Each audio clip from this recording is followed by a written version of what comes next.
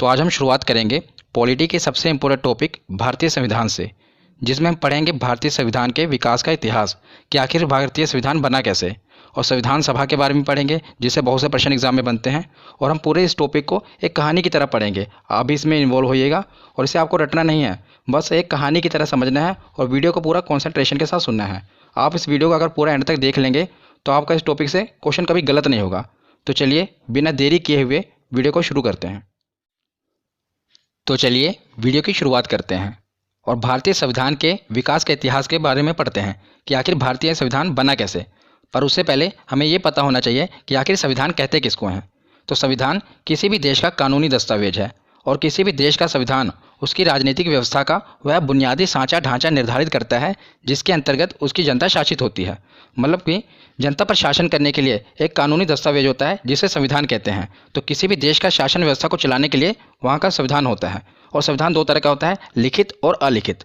लिखित उदाहरण के तौर पर भारत का संविधान ये लिखित संविधान है, और अलिखित ब्रिटेन का संविधान हो गया, सऊदी अरब का संविधान हो गया, ये अलिखित संविधान है। ये भी पूछा गया एग्जाम में। तो हम भारतीय संविधान को 3 फेजेज में पढ़ेंगे।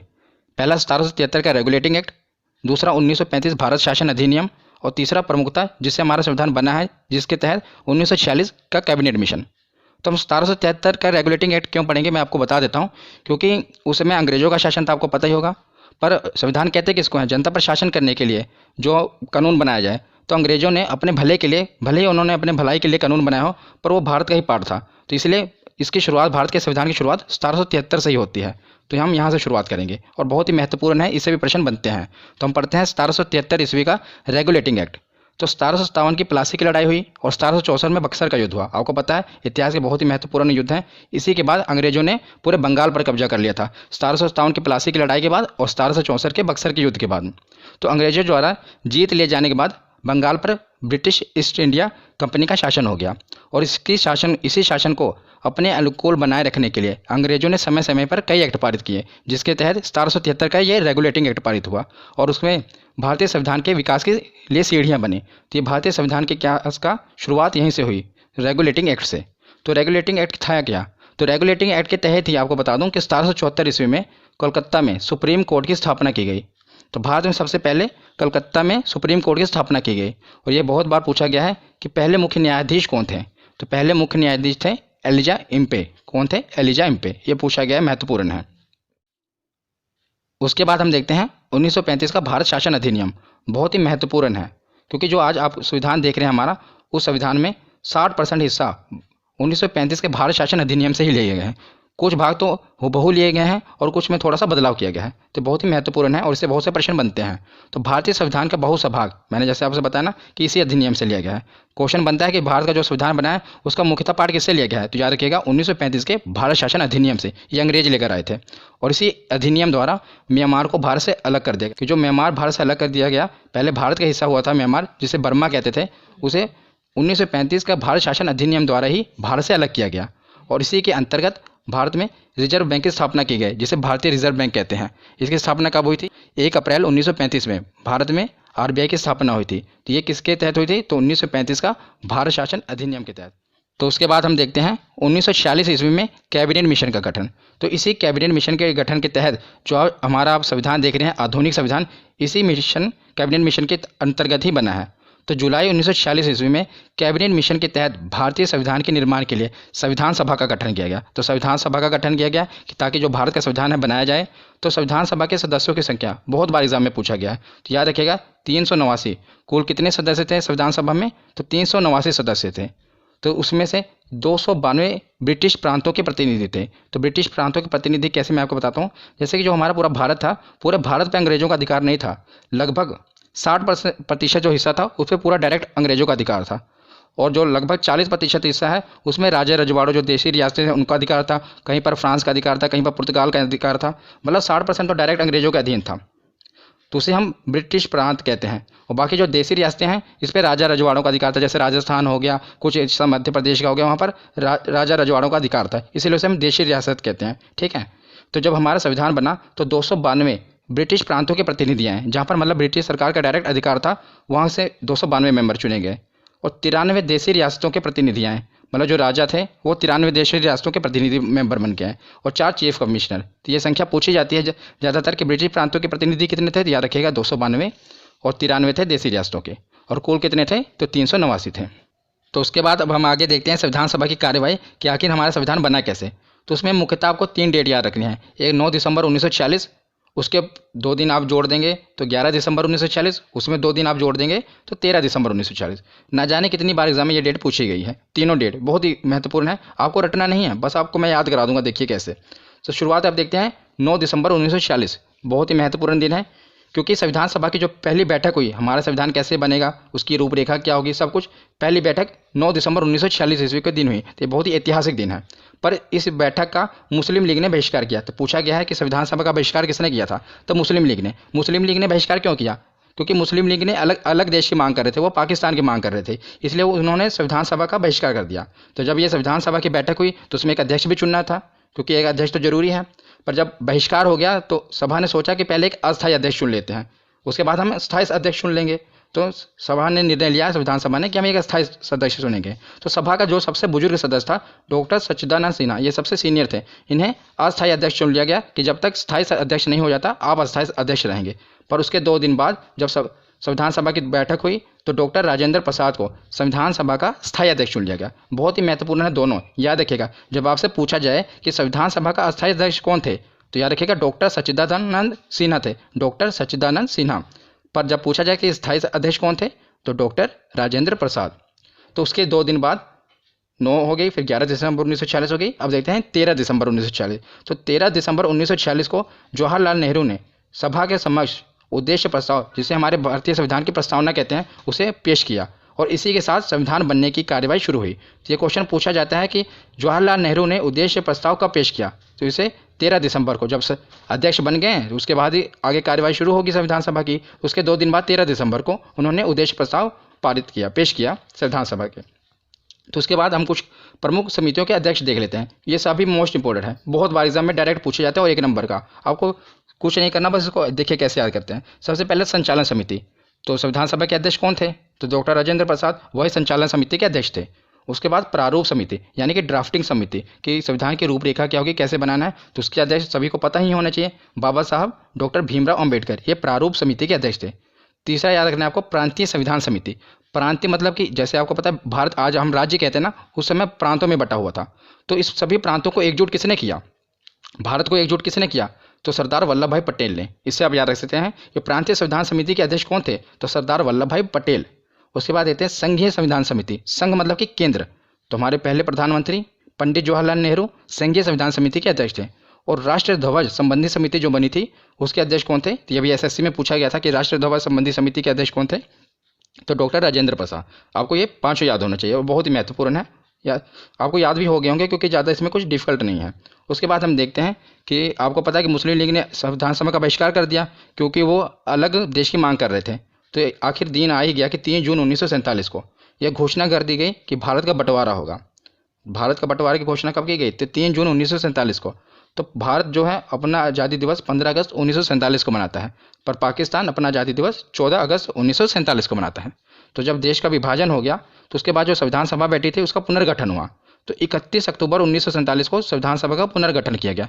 पुनर्गठन क्यों किया गया, क्योंकि जो पहली संविधान सभा बैठी थी उसमें तो जो पाकिस्तान के सदस्य थे वो भी तो इंक्लूड थे ना। जो पाकिस्तान की जो देशी रियासतें थी, जो वहाँ के राजा थे, और जो वहाँ के प्रांतों के, ब्रिटिश प्रांतों के प्रतिनिधि थे, वो भी सम्मिलित थे। लेकिन जब पाकिस्तान एक अलग देश बन गया, इधर बांग्लादेश जो आज हम पहले पूर्वी पाकिस्तान, वो भी बन गया, तो जो उसके राजा रजवाड़े थे वो हमारे संविधान में क्यों भाग लेंगे। तो इसीलिए अब क्या हुआ, सदस्यों की संख्या कम हो गई। पहले कितने थे, तो याद रखना, पहले थी 389, 389। अब कितनी हो गई, तो 299। जब आपसे प्रश्न बनेगा तो ऐसा पूछा जाता है कि संविधान सभा की जब पहली बैठक हुई तो उसमें कुल सदस्य कितने थे, तो याद रखिएगा 389। तो जब पूछा जाएगा कि जब भारत का विभाजन हो गया तो जब संविधान सभा का पुनर्गठन के बाद कितने सदस्यों की संख्या हो गई, तो 299। इसमें कंफ्यूज ना होइएगा, क्योंकि कम हो जाएंगी ना, या बस ये पहले 389 थी, उसके बाद कम होकर 299 हो गई। तो जब 299 होगी तो प्रांतीय सदस्यों में भी कमी आएगी, तो 229 ब्रिटिश प्रांतीय सदस्य थे, और राजे रजवाड़ों में भी कमी आएगी। तो पहले जो 70, अभी कितने हो गए 70, और पहले कितने थे, तो पहले मैं आपको बताऊँ तो पहले थे 93, और अब कमी हो गई, कितने हो गए 70। और पहले ये प्रांतीय सदस्य कितने थे? तो प्रांतीय सदस्य 292 और अब कम हो गए, कितने हो गए? 229। ये तो ऐसे ही है, देखो 9 ये जो 2 है इधर उठा के इधर रख दिया इन्होंने, बस 229 हो गए। इसको आप ऐसे याद कर सकते हैं। जब 229 ये हो गए तो बचे 299 कितने? तो 70 देशी रियासतों के सदस्य हो गए। ठीक है ना, ये भी आपको याद रखने हैं। तो उसके बाद हम देखते हैं कि ये जब सभा का पुनर्गठन हुआ तो उसके बाद संविधान बनने की कार्यवाही तेज हो गई। तो दुनिया भर के संविधान को बारीकी से परखने के बाद बाबा साहब भीमराव अंबेडकर ने भारतीय संविधान का मसौदा तैयार किया।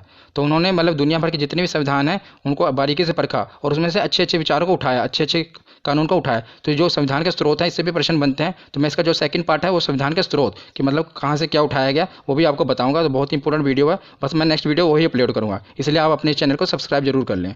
तो दुनिया भर के कानूनों को, संविधान को बारीकी से परखने के बाद बाबा साहब भीमराव अंबेडकर ने भारतीय संविधान का मसौदा तैयार किया और आखिर वो दिन आ गया कि 26 नवंबर 1949 को भारतीय संविधान पूरी तरह से बनकर तैयार हो गया और इसे संविधान सभा द्वारा पारित कर दिया गया।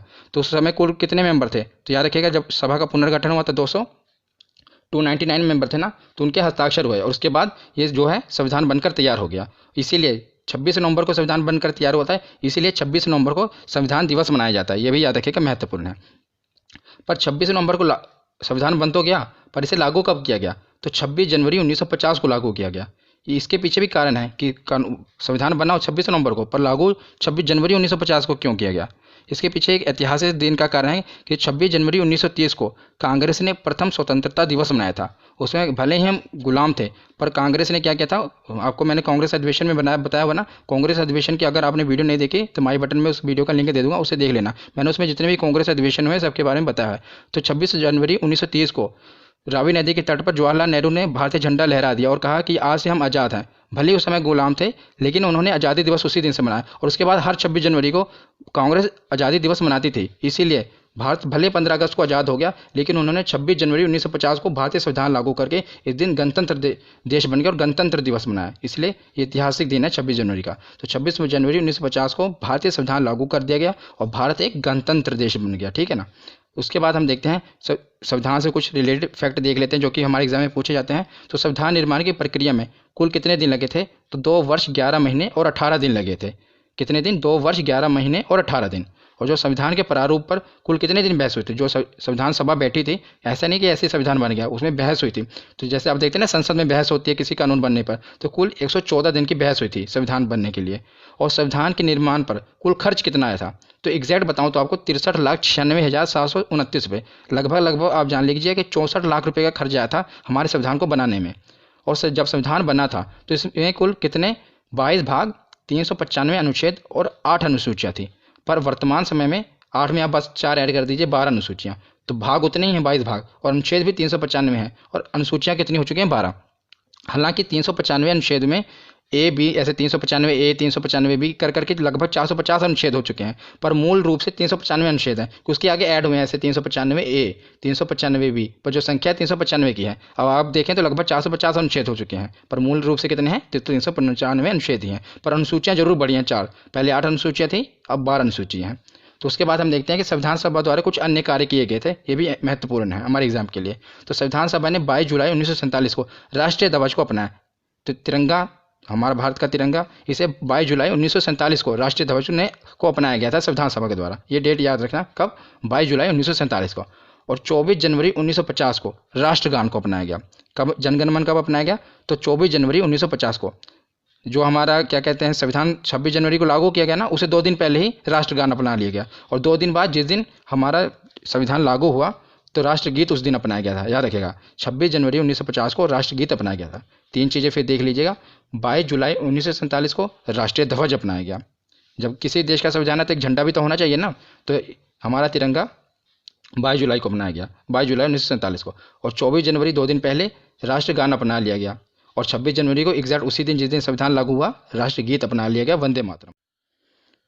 तो उसके बाद हम देखते हैं स्वतंत्र भारत का पहला मंत्रिमंडल। ये वीडियो का आखिरी पार्ट होगा, बहुत ही महत्वपूर्ण है। डायरेक्ट 1 नंबर का क्वेश्चन पूछा जाता है कि 1947 में जब भारत आज़ाद हुआ तो उस समय का मंत्रिमंडल कौन कौन था, मतलब कौन कौन से मंत्री थे। तो हमारे पहले प्रधानमंत्री कौन थे? सबको पता ही होगा, पंडित जवाहरलाल नेहरू। पहले गृह मंत्री कौन थे? तो लौह पुरुष सरदार वल्लभ भाई पटेल हमारे पहले गृह मंत्री थे। और शिक्षा मंत्री कौन थे? तो उस समय हमारे शिक्षा मंत्री बहुत ही काबिल व्यक्ति मौलाना अबुल कलाम आज़ाद जी थे। तो बहुत ही महत्वपूर्ण है कि हमारे शिक्षा मंत्री कौन थे? मौलाना अबुल कलाम आज़ाद। और पहले रेलवे मंत्री, तो ये भी आपके लिए इंपॉर्टेंट है, डॉक्टर जॉन मथाई हमारे पहले रेलवे मंत्री थे। और श्रम मंत्री तो जगजीवन राम। रक्षा मंत्री कौन थे? तो बलदेव सिंह। ये बलदेव सिंह एसएससी में पूछा गया क्वेश्चन है कि हमारे पहले रक्षा मंत्री कौन थे। तो इसको आप याद करने के लिए मैं अगर आपको ट्रिक बता दूं, वैसे याद होना चाहिए, पर ट्रिक के लिए अगर आप देखें तो रक्षा मंत्री, देखिए रक्षा करना है तो बलवान व्यक्ति होना चाहिए जिसके अंदर भुजाओं में बल हो, इसलिए आप बलदेव याद रखना कि बलदेव होगा, अगर वो बलवान होगा तभी तो हमारे देश की रक्षा कर पाएगा, क्योंकि एसएससी में पूछा गया, इसलिए मैं आपको इसकी ट्रिक बता रहा हूँ। ये इंपॉर्टेंट है कि हमारे पहले रक्षा मंत्री कौन थे, तो बलदेव सिंह थे। और पहले स्वास्थ्य मंत्री तो राजकुमारी अमृत कौर, ये हमारी पहले स्वास्थ्य मंत्री थी। और हमारे उस समय के वित्त मंत्री कौन थे, तो R K. Shanmukham Chetty. Banking exam में ज़्यादातर पूछा जाता है कि हमारे पहले फाइनेंस मिनिस्टर कौन थे, तो याद रखिएगा आर.के. शनमुगम शेट्टी। तो आज की ये वीडियो यहीं पर ख़त्म होती है। आशा करता हूँ आपने कुछ नया सीखा होगा। अगर आपको वीडियो अच्छी लगी तो लाइक और शेयर जरूर करिएगा और अपने चैनल को सब्सक्राइब करके बेल आइकन को जरूर प्रेस करिएगा। धन्यवाद।